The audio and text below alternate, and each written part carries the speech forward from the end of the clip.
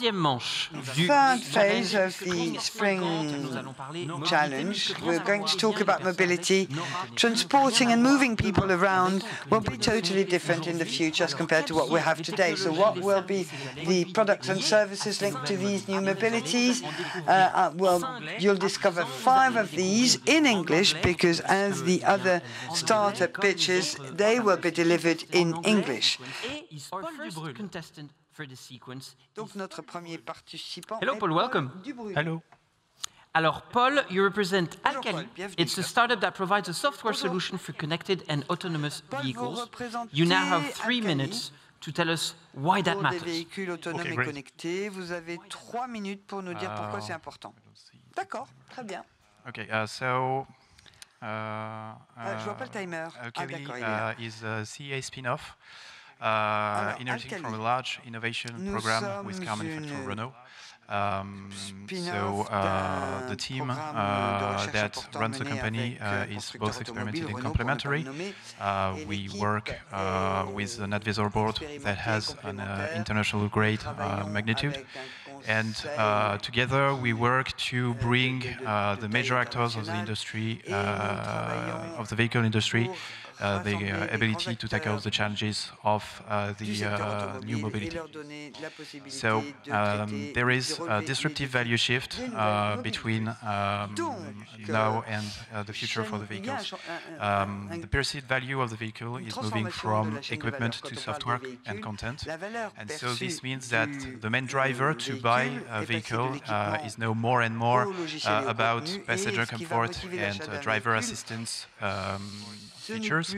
So since the capability to actually answer customer needs and quickly deploy new features is becoming a new competitive advantage for car manufacturers. There is transformation in the supply chain. Right now, the software features that are deployed in the vehicle are deployed each with their own hardware unit. And the industry is moving towards centralized hardware solutions to be able to redeploy the software without the huge hardware costs that comes when you redesign an architecture. So this transformation does not come without its challenges. Basically, continuously integrating software with the safety and security concerns of the automotive industry requires new tools and new expertise, and that market is currently about 200 million dollars, sorry, and it's moving to 1.3 billion in only 8 years. So in this context, we position ourselves with a unique selling offer using formal methods to help secure and automate the deployment of software on these new architectures. So we do that relying on software specification and verification tool and on an embedded platform that helps oversee and secure the deployment of the features in the vehicles. So even though our selling process is long and complex, we generate revenue all along the life cycle of the vehicle. So this means that even for a small vehicle program, we generate about 11.5 million euros of revenue, 80% of which is license fees. So right now we are transitioning out of the first phase of our development. That is the gong, that is the end, but we did have a way and a view of what you proposed, so thank you very much, actually, Paul, and you can go back to the other one, and we will now get to our second contestant, and the second contestant is Didier ROUX. Didier, welcome. You are the CEO of WATTANYWHERE. It's a company that has an eco-friendly way to boost e-mobility. The floor is yours for 3 minutes. Thank you very much. Okay, so the picture you can see behind me is a perfect example of what means range anxiety for electrical car driver. And because you cannot buy a rescue truck with your electric car today, we think that to solve this issue, the best solution is to accelerate the deployment of fast charging points. And as you know, maybe, the plan in Europe is to install more than 500,000 new charging points up to 2030. But we think this is a really big challenge, because today it takes up to 1 to 3 years to get a new connection to the electric grid. So at WATTANYWHERE, we have imaginated a revolutionary generator to address this challenge. So you can see here on the picture, so we have a system which is noiseless, NOx-free, and CO2 neutral, and able to deliver 300 power to supply the fast charging points. To get these results, we have decided to combine two technologies. The first one is solid oxide fuel cells, because of its very important efficiency. And we supply this fuel cell with ethanol, because thanks to ethanol, we are able to deliver a renewable energy for electric cars. And today, the amount of energy which is available through the ethanol is around 30 terawatt hours, which represent 4 nuclear plants in Europe. So now we are still developing the proof of concept with some experts around Europe, and we are launching the first prototype we have to deliver to our launch customer, which is Oyken, a company based in Switzerland. And thanks to this first success, so we are preparing the next step after the first 1 million euro we raised for the proof of concept. So now we are launching today at Spring 50 our 6 million fundraising. That you were precisely right on time. You caught me by surprise. Oh, thank you very much. You're welcome. Thank you very much. Écoutez, vous m'avez pris par surprise parce que vous êtes pile poil dans les temps. Donc merci infiniment. I thought this was going to go on. It was super interesting. Nowadays, mobility also includes moving in space. So we are now about to embark to the stars with Antoine FOURCADE. Antoine, you're here to tell us about SIRIUS Space Services, and you're developing an environmentally friendly satellite launching program. You have 3 minutes to tell us why Elon Musk should really be scared. Hello, thank you. So, hello, I'm Antoine FOURCADE, co-founder and CEO of SIRIUS Space Services. We are developing a space bus in the new space era. So, due to digital revolution and technology advances, the average weight of satellite has passed from 800 kilos to 150 kilos. But small sat doesn't mean small needs. There are at the moment launched auxiliary payloads on heavy launchers. They have been developed to put into orbit payload between 10 tons to even more. But I'm going to give an example to illustrate. Yesterday, I was in Portugal to attend to a space conference, and I wanted to be here today on stage to pitch SIRIUS. I was looking for a quick transport mode to be here. If I had used an equivalent transport mode at the one proposed to SmallSat, I would have found a competitive launch flight between Lisbon to Berlin, and at the moment I will still be in the middle zone between Germany and France. At the other hand, you have at the moment small launchers. They have been developed to put payload into orbit up to 150 kilos. To get back to my example, it is the example of a private jet. It is quick, yes, but it is costly and a really big problem on the environmental point of view. This is why I founded SIRIUS, to offer a specific mission to small sats. We are equivalent in the space industry of la navette. So, SIRIUS in fact is not one launcher, but it is a range of 3 launchers. SIRIUS 13 and 15 are the heavier version of SIRIUS 1. We are raising the first stage as a booster. Small launcher is not that small. To have an idea of size, SIRIUS 1.8 is 20 meters, the equivalent 8 of an 8-story building. So, to conclude, SIRIUS is 3 main points. Sustainability. We use biopropellant to go into orbit, LOX methane, in fact. We aim in the long term to be 100% reusable. Technology and cost, it's important. We aim to have a launch cost between 10K to 50K per kilo before utilization and to divide by 2 this cost with first-stage utilization. To achieve this, we use a maximum of cost component, and we also use technology on some specific bricks as the origin, which is metal additive manufacturing. So, where we are now. I founded SIRIUS in April 2020. We began with a first fundraising of €3 million combining non-dilutive and dilutive financing. At the moment, we are doing a second fundraising of €20 million. We aim to be in orbit in March 2025.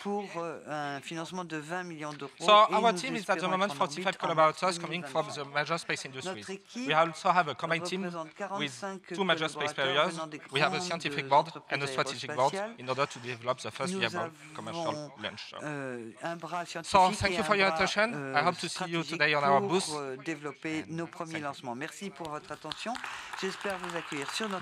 This is mine.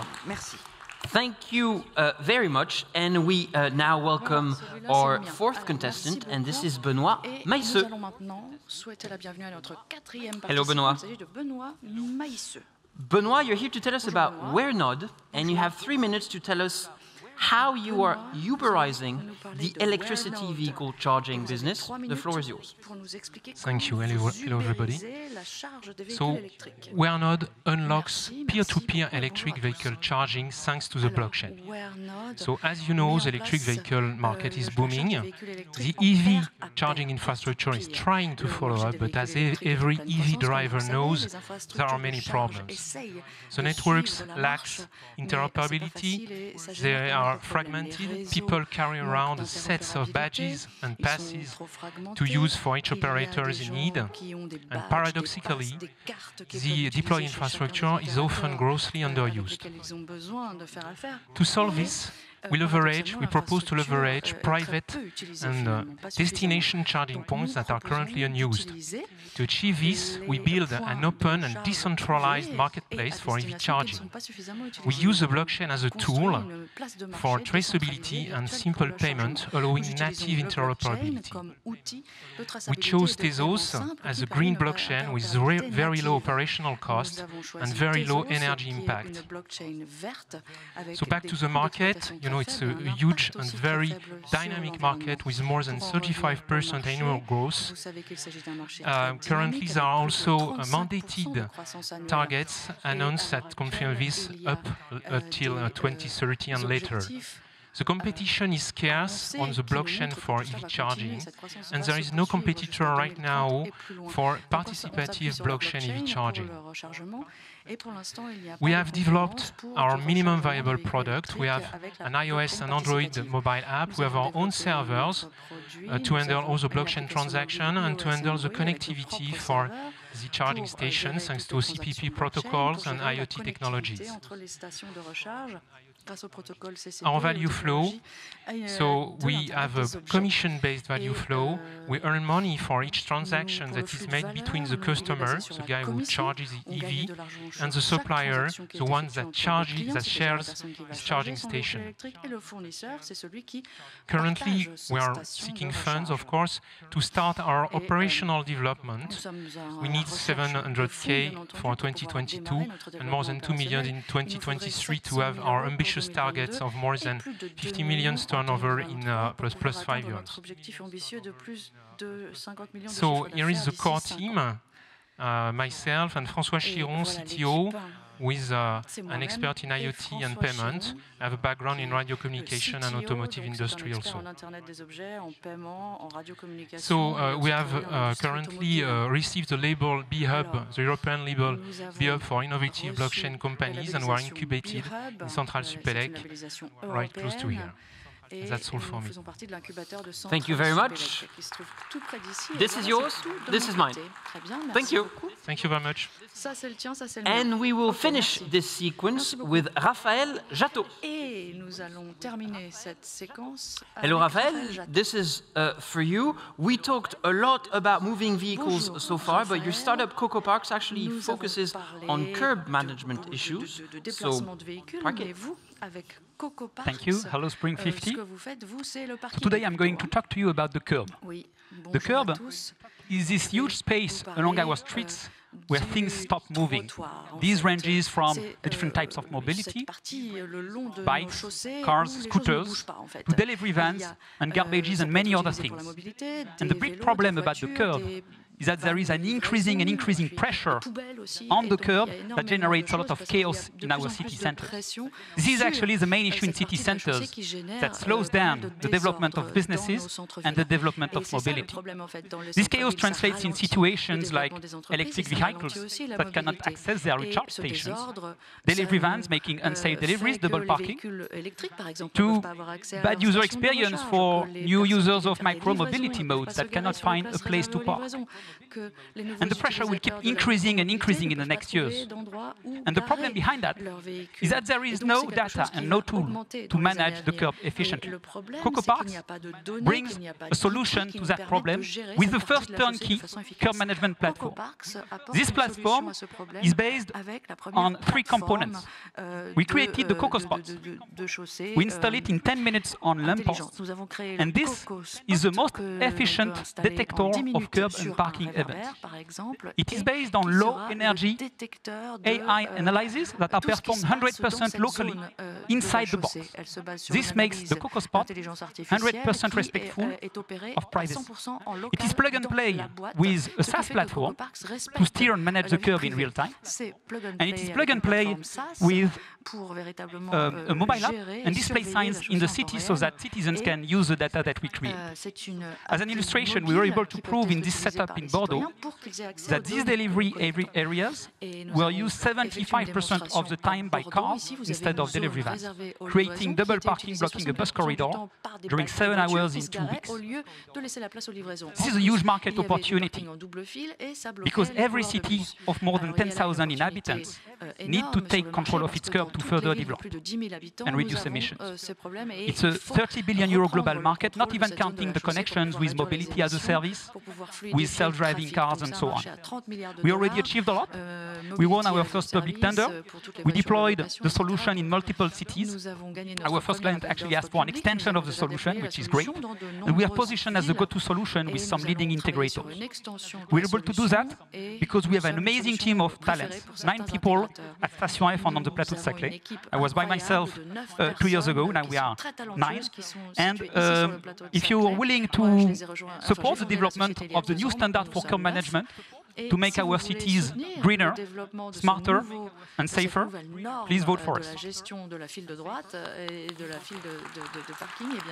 Thank you very much. Merci à toutes les startups. Many thanks to all the startups who were involved. I also want to thank the jury because they will have to find a winner among all these startups. And I'm sure that our next panel will be very interesting in the startups because we're going to talk about sustainable mobility in the future. And this is going to be Mary's job to facilitate.